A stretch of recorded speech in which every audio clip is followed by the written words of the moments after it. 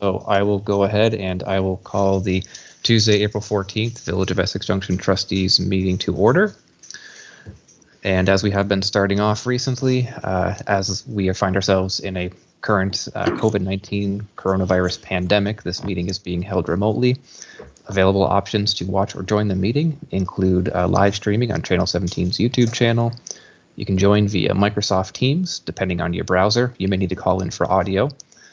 To join for audio only, you need to call 802-377-3784, conference ID 235-213-189, followed by the pound sign.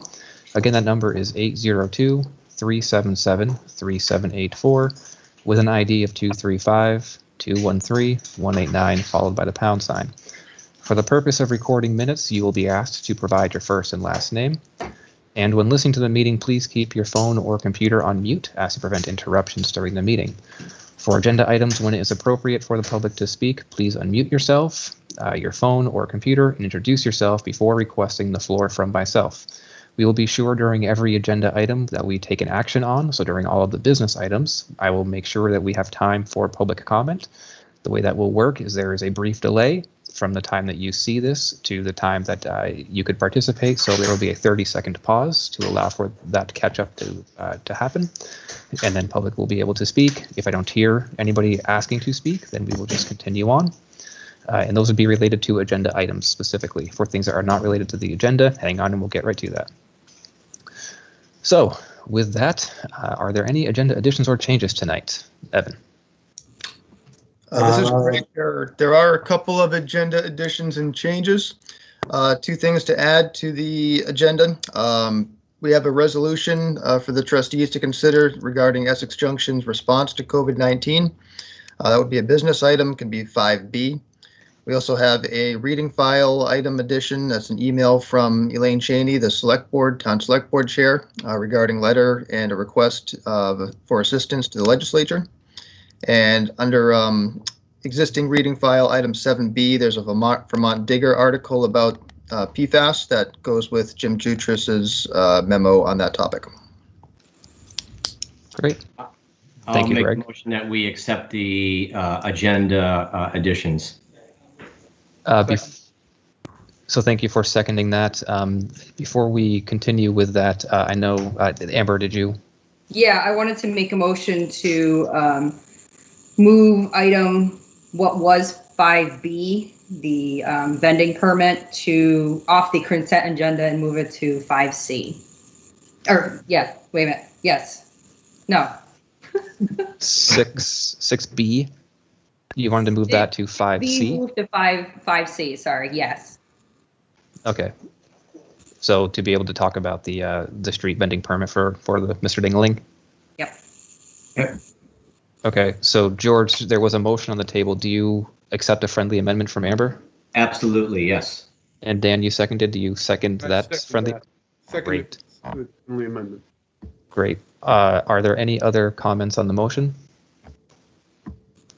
Hearing none, all those in favor, please signify by saying aye. Aye. Anybody opposed? Okay. Hearing none, that passes unanimously. The agenda is approved, and that brings us to the point of the meeting for public to be heard. So this is that portion of the meeting in which if you would like to speak to us about something that is not on the agenda, again, those are for items that are not on the agenda, now is the time to do so. So as I had mentioned before, I will take a 30-second pause to make sure that everything can catch up.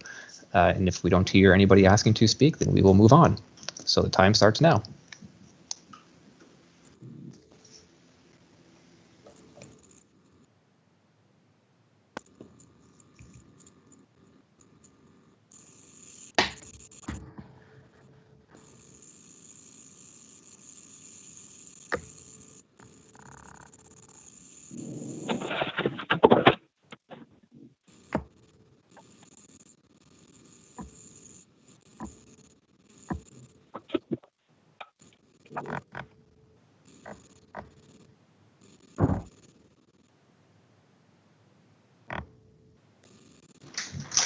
Okay, I have that was 30 seconds. Nobody has asked to speak, so we can go ahead and move on out of the public to be heard portion and go into business item 5A about the parking agreements. Robin, you taking this one? Sure. This is something that's been in the making for quite a while. The Planning Commission approved the plans for 11 Park Street, which included parking garage. And this is an agreement that has been a long time in the making. It started with an MOU. Then the property owner's attorney took the MOU that we had provided, put it into an agreement, which he sent to staff and the village attorney.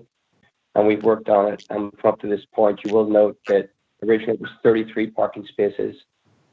When they get down to design development after the schematic design, they found if they wanted to have trucks turn around inside the parking garage, it couldn't be 33 spaces on the entry level. It had to be 31. You can see from the calculations here, the $100,000 was a fixed number. The variable was the letter designating how much over and above the $100,000 that the donation was worth. You'll notice that the donation letter went from $460,000 to $420,000. That shows that we allocated the parking spaces at $20,000 each in terms of the variable number. The memo also points out that in another municipality, where the municipality owned the land and is building a parking garage, even though not including the cost of acquiring the land, they're maybe $35,000 per parking space. So I think it works out fairly well for the village. In terms of cash, it's going to cost us $3,225 per parking space. when you add in the donation letter, it's $16,774 per parking space. The document doesn't really have to be executed until there's a CO on the building. In other words, there's a certificate of occupancy, which says can be used. At that point, the letter and the cash would have to be paid. The cash would come from the economic development funds, the penny on the dollar. And I do believe there's enough money in that fund to pay the cash payment of $100,000. Any questions? Thank you, Robin. I know one question that I had is in looking at the drawing itself, it looks like, if I'm counting correctly, that there are 27 parking spaces within that and not 31. Is that again part of the turning radius, or is there a different drawing? Well, last time I counted, there was 31. But in either way, that's why at the end, I think I left it a little open-ended in terms of the number of parking spaces. Evan and I had talked about perhaps making some of the parking spaces into accessible parking spaces, which are larger, so that would reduce the number of parking spaces. So the donation letter would fluctuate in terms of that, but the cash payment would not. Okay. I guess I'm a little, my hesitation comes in around getting to a point of signing an agreement if the number of spaces we don't know are unknown at this point. That wouldn't happen until after the CO, and at that point we would know. Okay. I see Evan has his hand up. I see Amber has her hand up. I don't know which one of you got there first. Evan was first. Well, Amber, you go first. You're elected. I'll jump in after. Appointed technically, but technicalities. Soon to be elected. So I guess my question is then, it looked like from the memo that the ask from us was to approve for Evan to be able to sign an agreement, but I'm a little confused as to whether did we already do the donation letter, or is that what's being asked of us? We haven't got anything yet. Okay. We've just discussed an agreement. Nothing's been signed, nothing's been given, and nothing's been paid. But you're looking tonight, Robin, for us to approve Evan signing an agreement. That has been approved by village staff, the village attorney, and the property owner. So we're asking you to approve it moving forward and allowing us to adjust the flexible amount, which would be in the grant, or which would be in the donation letter, not in the cash payment, based on the number of spaces that are there when it's finished, which is controlled to a certain degree by the build. But after that, it would be controlled by us if we decide to put in more accessible spaces. And I doubt if the property owner would want it to be adjusted based on our decisions, but certainly based on what the actual footprint of the building permits. And another reason the space is reduced, I should have said, is that we pushed the building back from his property line by about 12 feet. So they lost some spaces there as well. The spaces in the village have to be 8 foot wide, so they lost a space and a half times the depth of the parking garage, based on our request to have a wider sidewalk. So that played into the final design as well. I forgot to mention that in the meeting. So is there a timeline of when all of these things should be executed, the donation letter, the agreement? It sounds to me like the agreement would be post the CO being executed or delivered? No? Yes, the CO first, agreement and payment second. Okay. So then I'm confused as to why we would approve an agreement tonight for something that the shovel's not even in the ground yet. Well, really, the idea was that we didn't have to keep coming back to the trustees 1, 2, 3 times. That what's in the agreement states that there's $100,000 payment. That's fixed. Right. The only thing that changes is whether the donation letter says 420, 440, 400, and that's determined by the build, and that's determined by the CO approval. And we just wanted to get to the point where we could say to the property owner, yes, we're going forward with this. And it's subject to staff and the village attorney saying this is in line with what the trustees told you to do.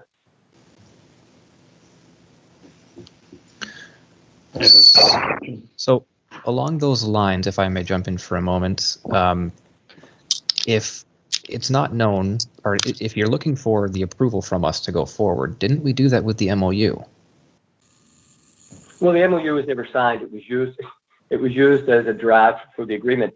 In essence, if it gives Amber more of a comfort level, if you wanted to say there's a $100,000 payment and there would be a donation letter to the value of $20,000 per parking space, which will be determined after the CO, then that's a control point. If there's 30 parking spaces, then it's 30 parking spaces multiplied by 20,000. If there's 32, then it's 32 parking spaces multiplied by 20,000.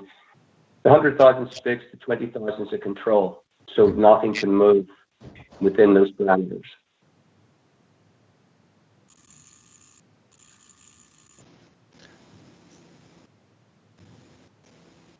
Guess I'm still confused as to what we need to do. Sorry. Can I ask a super quick question? Yes, let's keep going with questions. Go ahead, Raj. So the donation letter, does that have any impact on property tax on the village itself? Or is that more of a state and federal tax donation benefit? State and federal tax is very similar to what we did with One Main. In fact, it's exactly the same as what we did with One Main Street. So and without the sidewalk factor, I would say that we're losing spaces. Why are we still paying the flat fee? But if you're explaining to me that they've lost a little bit because of the sidewalk, then I'm fine with it. Otherwise, it would sort of be a head scratcher for me if we're losing spaces, why we would still keep the flat fee. Well, they give us 12 foot of their frontage, which is quite a give. Yeah. Yep, no, I get it. I know Evan had some earlier questions as well. No, mine, the thing with this is that the developer and the village have come to this agreement. The developer also needs something from the village as well for his financing, I believe. And we need to be able to get through final design with turning radius to be able to go through the next steps. But I believe all we're trying to do is take this through the process, understand the entirety of the deal, and then whenever he gets back to construction, when the governor and others let him build, hopefully this building will go up quickly. Yes. Mm-hmm. Yep. But I believe the village's total on this is 100,000. The other question is, and I don't necessarily want to hold the developer to a village decision, but the comment that I made to Robin prior to this was the drawing that I saw had one accessible space in our parking spaces. And the question is, maybe at some time in the future, as part of the design, we may want to look at whether we add another one, which would reduce the total number, but it's of our choice. Yes. Yeah. So again, I don't want to get hung up on the number of spaces. They are on the first floor. They are ours. We control them, and they need to maintain them. Yeah. Yep. I don't have any questions. I'm good. I'm all set. Did anybody else have any other questions before we move on? No questions from me. None. Okay. I would just say that while it feels a little, for lack of a better phrase, odd that we're being asked to approve something, to approve an agreement that we don't actually have the agreement in front of us. We have the philosophical, if you will, agreement that, or the policy agreement that we're purchasing the first floor of a parking garage, which we have discussed for many months now. Number of spaces may change, I'm assuming slightly, as if this goes to a 10 parking space parking garage floor instead of, upper 20s, low 30s. That's a significant difference, but I can't fathom that happening. So, and even then, if it were 10, that's still a better cost than what other parking garages, as you've pointed out, are costing. So with that, while I have some hesitancy and I have some reservation as it feels incomplete, I think from that policy stance, we've let it be known what we're thinking. Yeah, I agree with you. That being said, I don't want to cut off conversation if you want to continue it, but I'm ready to make a motion. Go ahead, and if someone has more comments, they can always come in after that. Yeah. I'll recommend that the trustees authorize the village manager to execute 2 parking agreements, one for temporary parking at 12 Park Street and one for up to 31 permanent parking spaces at 11 Park Street. Once the agreements have been approved by village staff, the village attorney, and the property owners, and the property has received a certificate of occupancy. Thank you, George. Is there a second? I'll second that one. Dan had that one, that's fine. Is there any further discussion on the motion? Okay, hearing none, all those in favor of the motion, please signify by saying aye. Aye. Anybody opposed? No, I'm not. Okay, so we need to do a roll call. So George, why don't you go ahead first? I approve. Aye. Raj? Aye. Amber? No. Dan? Aye. And myself, aye. Okay, so that passed 4-1. Andrew, can I just make a comment real quickly? It's not that I'm not opposed to the project. I don't want that to be what's conveyed by my no. It's just that I generally don't like to approve signing an agreement that I have never seen. That's the attorney in me, I think. I approve the fact that we would send a donation letter because we've already agreed to this, but signing something that I haven't seen, I just don't agree with. So I just want that noted. Thank you. Yep. Absolutely. Thank you, Amber, for your concern. It's always appreciated. And so that brings us on to agenda item 5B about a resolution regarding Essex Junction COVID-19 response. I will take that as I find my microphone to unmute myself. This is Greg. This is something that came out of Winooski. We figured we could modify it for Essex Junction, and the select board is going to be considering it later on tonight as well.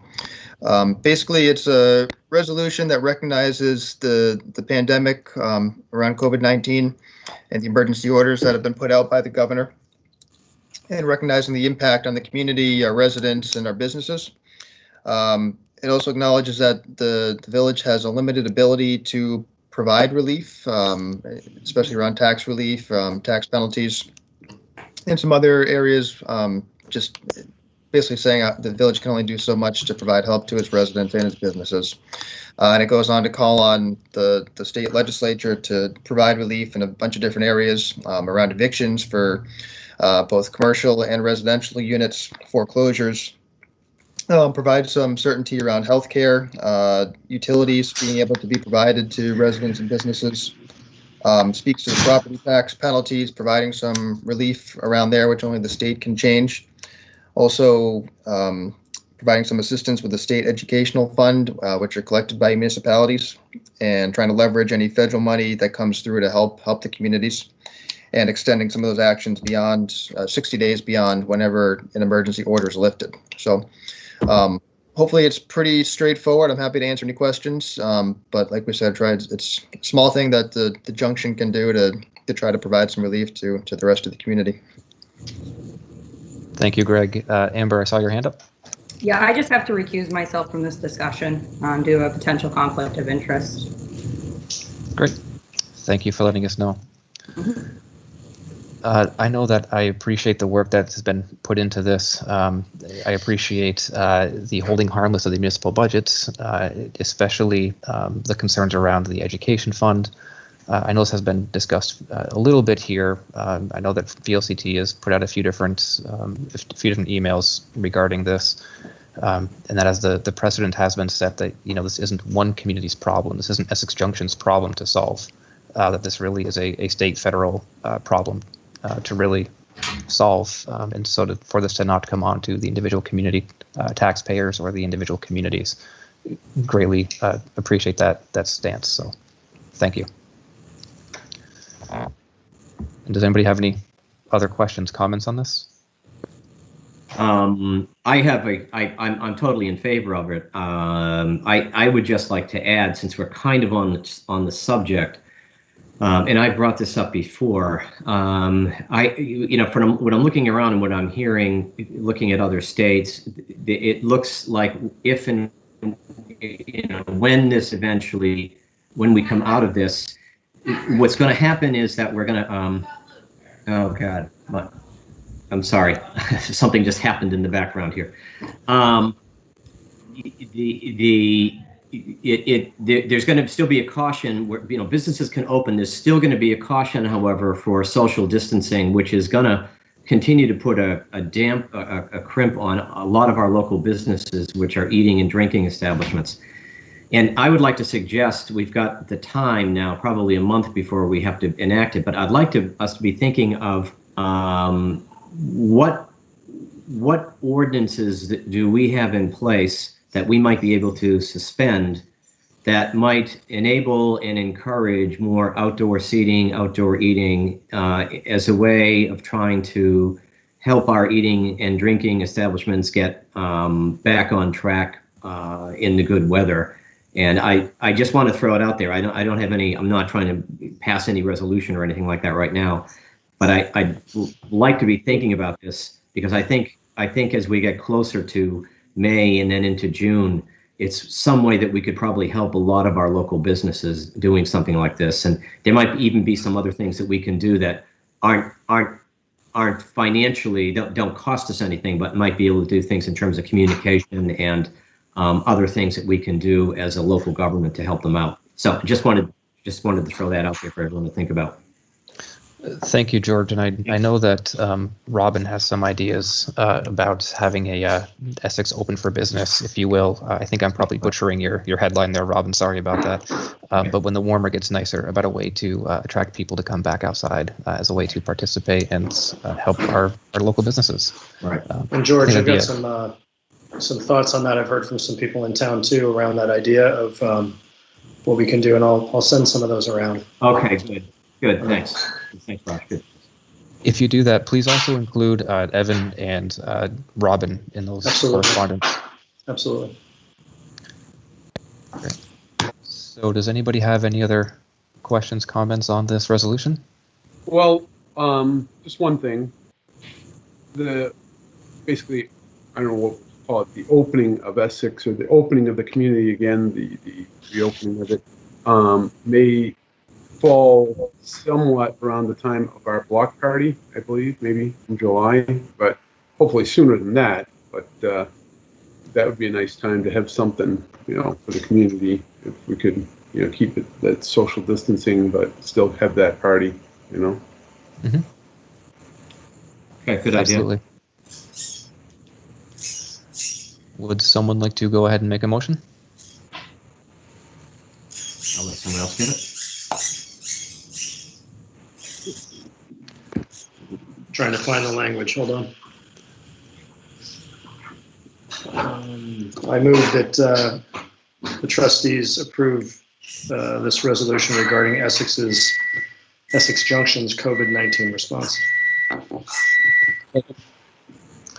Thank you, Raj, for the motion. Dan, thank you for seconding. Seeing as Amber had recused herself, let's go ahead and do this by roll call again.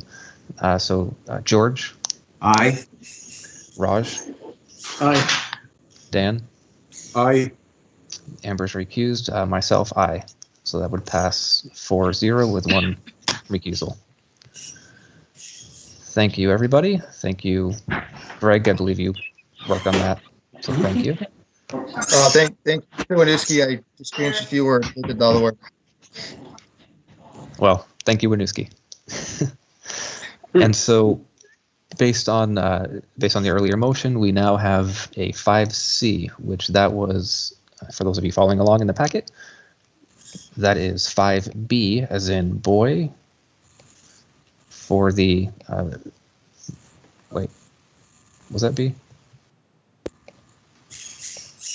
Mr. Dingling? 6B, which is now 6C. Yep. Or I'm sorry, now 5C, the approval of a permit for Mr. Dingling ice cream. Yes. And so, Amber, I know you had a question on this.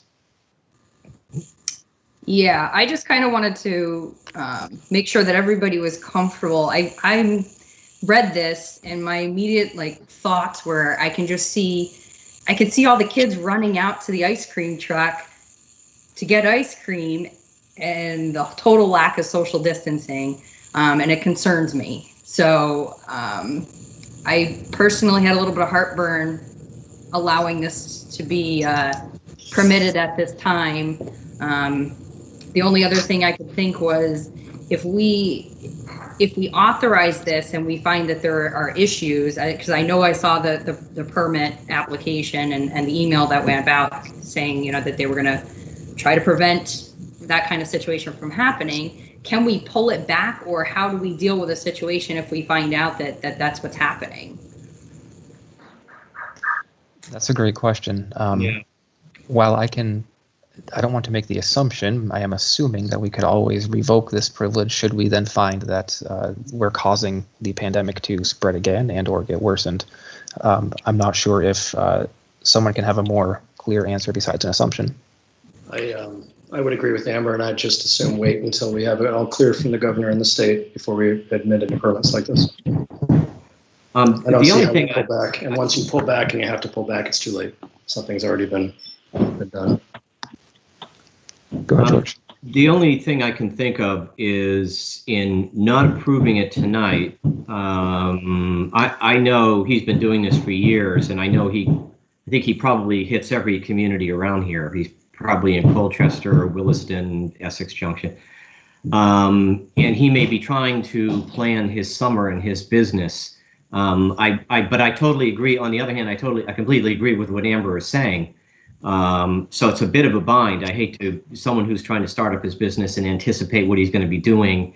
And, we're putting him on hold in terms of a permit that's been, basically rubber stamped every year, and suddenly we're putting it on hold. But on the other hand, I'm just wondering if we could give some kind of a tentative approval, but have staff just talk to this guy and get a sense of, does he understand and what other communities are doing with food trucks and, vendors and so forth? Is there some guidelines that we should be following? I'm kind of caught between the two. I hate to not go ahead and give it to the guy, but I agree with Amber too. So I'm just a little torn right now. Go ahead, I would Raj. say to that, that's kind of on us to check with the health department and see what their recommendation is as a municipality, I think. And, he, like everybody else, almost literally is on hold. I don't know what we'd say to a local establishment that decided to go mobile. It's not the same as curbside dropping your paper bag wrapped takeout. So it's not like we're not going to rubber stamp, so to speak, this permit. As soon as things are clear, he can come and apply for it, and we'll do it at the very next meeting, I'm assuming, because this board has probably never had a problem approving it in the past. But right. I did spend some time this morning trying to look on the state's website to look at all the business guidelines and stuff that have been produced. I couldn't find anything on food trucks. I think that's a good suggestion. Maybe we table this to the next meeting at least so that we can get some guidance before we approve it. I agree also that there is, I would absolutely rubber stamp it. I think it's great for the community. The kids love it. I'm just concerned at this point in time approving something like this. Yeah, no problem. Yeah.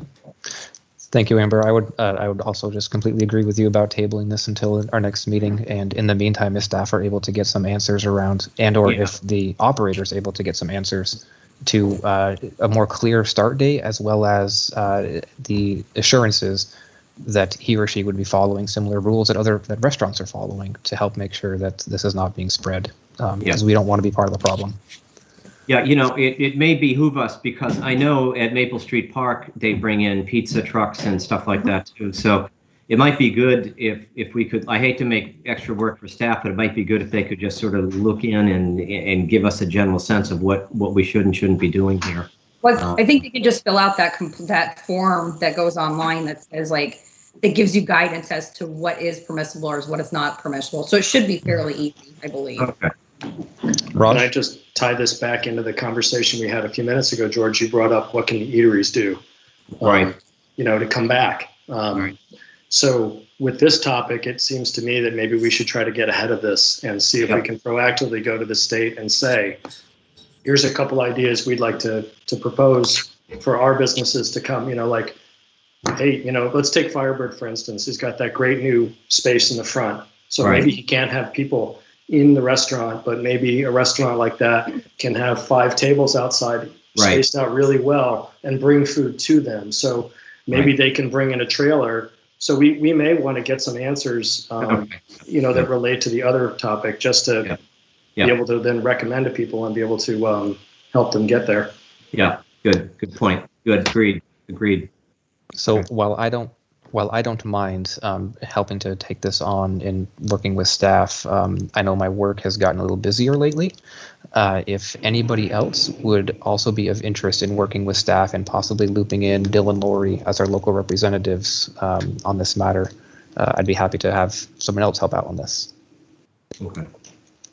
I'm happy to volunteer. Happy to do it. Yep. Okay. Great. Thank you. So it sounds like we will go ahead and table this until the next meeting.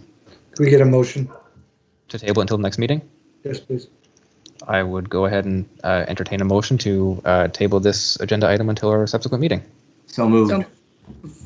Second. I'll second it. I'll let George have first.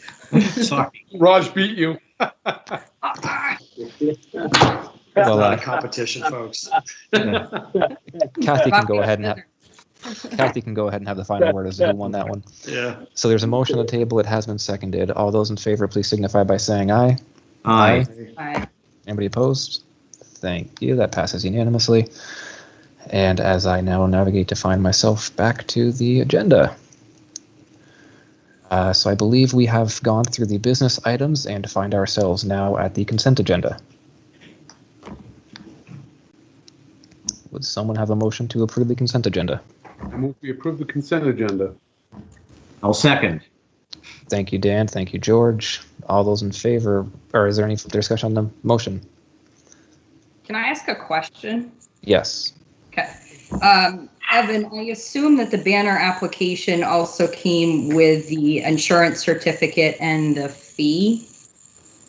I didn't see it marked on the application. Cannot actually answer that. Okay.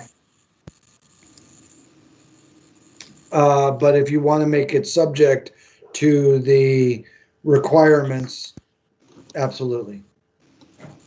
Not sure how to do that. Just we'll do it by staff. I'll tell you what, we'll just make sure we have it. Okay. Great. So the motion's on the table. It's been seconded. Any further discussion on the motion? All those in favor, please signify by saying aye. Aye. Anybody opposed? Thank you. That will bring us into a reading file and board member comments. I know there's a few things I wanted to go over today. One being at the end of from our last meeting, we talked about revisiting the annual meeting at this conversation. Right. It is not on the agenda, or it was not on the agenda tonight, as we have restarted the conversation about holding the meeting with Essex Westford School District in a joint meeting. At this point, we are looking at the week of, I believe, June 11th, or that subsequent week, to have the actual meeting, the details of which we still need to iron out in terms of what would happen in person versus not. But we have time to work on that, given the direction from the executive order from the governor, or I'm sorry, the legislature's passing of allowing us to do things differently given COVID. I'd like to have a more substantive conversation about this, possibly at our next meeting, so that we can talk about what we would like to see and what we would not like to see.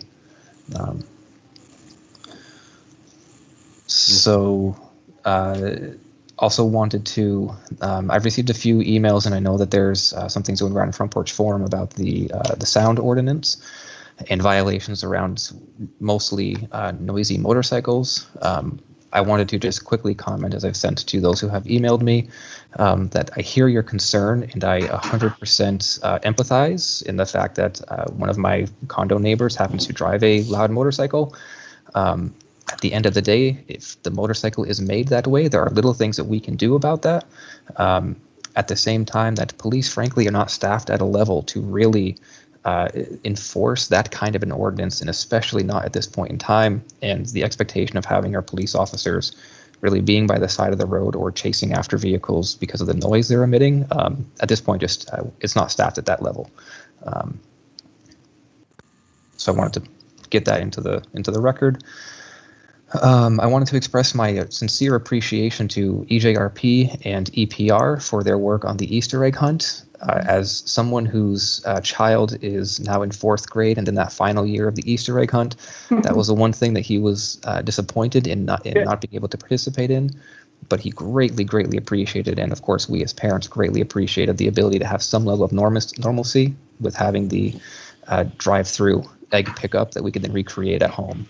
So we really appreciate that. It was done in a very orderly manner. We happened to have been there about 3 minutes after it started, and by the time we got out, we saw the line going back past the police station. Mm-hmm. So while there may have been some traffic concerns, I still greatly appreciate all of the work that they have done, how clean and orderly that was. So I sent them that email, but just wanted to also, again, make sure that that was listed here. And then lastly, if I wanted to ask Evan, if you could speak to any changes that may or may not have happened in the past week about COVID-19 and what the municipalities are doing at this point in time. And I would just preface that with, if there have been any changes. If nothing's new, then great. The main changes, I extended the closure of our buildings to the public to May 3rd, what did I put it? May 15th, I believe. So we have done that. That's the main change for any of our operations. We did put a new mailbox outside of 2 Lincoln because we realized that our mail, 2 Lincoln is our mail hub for a lot of village operations. And so so we put a mailbox outside there, and then that's it. This last week for us, has been more quiet on any changes. Still a lot of work. All of our employees are either working a shift or doing things at home, and our police are running pillar to post on calls. As luckily, fire is down in number of calls, but police is up. Okay. Thank you, Evan. Those are all of my comments. Amber, I see your hand is up. So I think one of the other changes, Evan, was the town clerk's office. Yeah. I know. As soon as I looked up. So as of 4:30 on Friday, the town clerk's office is closed to the public, and including title searchers. So, but I think Susan and Jen have been really good about taking phone calls from title searchers, attorneys, to ask for assistance without going into the office. And there is a movement, not necessarily by us, but by others, to get that activity deemed by the governor or the Secretary of State or the Attorney General, whichever one wants to weigh in, as essential. But they were quite specific last week or 2 weeks ago that it was not. But if they do it, I will open it. Yep. I believe it is something that is helping our community in their refinancings. We've even issued several marriage licenses over the last week. You just call, we meet you at the door. You sign it, et cetera, et cetera. We do still issue death certificates. People, do need these documents. We're just trying to figure out how to do it in a safe way. Thanks, Evan. I think one of the only other comment that I had was that I know when we discussed CVE and housing patients at CVE, there was a lot of discussion that was going to be non-COVID-19 patients. And I learned via Facebook that I believe that is not the case. And I'm just checking to see how that changed, or is this not a true statement? I am not aware of any change in status. They certainly have not contacted me. There was a news reporting that one patient that is COVID-19 positive that is occupying CVE at this time, and that is the only patient at CVE. That I have no knowledge. I'm going to jump in here for a second and say I hear people are concerned about that. Yeah. I'd hate to see our hosting of a facility as important as that to get to the point where we're dictating what kind of patients they can and can't see, or we prefer. Yeah. They're going to make the decisions based on their professional judgment. They're not going to harm us. They're not going to put us at risk. And Raj, I'm not saying that I'm against it in any which way. I just wanted to make sure that we were aware as to what was happening, just because that we had been told something. So that's just absolutely. Yeah. There were a lot of, I think, upset people on some forums. Let's say, and I get it. I just think it is what it is, and we're lucky that they were able to. The CVE was able to host it, and they were able to build such a high-level facility. I think it's incredibly impressive, and as a community, I'm really proud that they're here. It is a great facility. It really is, and again, I totally support it. I just trying to understand fact versus fiction in the wonderful world of the internet. And I'm nodding. If nobody can see me, yes. Yeah, you're right. I can look into that tomorrow. That's all I have. Thank you. Thank you, Amber. Did anybody else have any other board member comments? I'm good. Evan, was there anything else that you wanted to go over? No, I have nothing. Great. I want to make sure that everybody on here, make sure, if you have not, make sure you read about the details on the PFAS testing. Make sure to read that article that was sent around from VT Digger.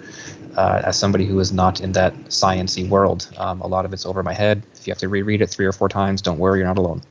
And feel free to reach out to staff if you have any questions. So with that, that brings us to the end of our meeting. All right. Would someone like to make a motion? Thank you, Raj. Is there a second? Second. Thank you, Amber. Good night, everybody. I have to jump over to the select board. Thank you, Evan. Thanks, Evan. All those in favor of I'm adjourning, heading over please. too. Thank you, Kathy. All those in favor of adjourning signify by saying aye. Aye. Anybody opposed and want to stick around longer? No. That passed unanimously. All I right. like hanging out with you all, but Well, Bye-bye. we can hang around. wash Staff your around. hands.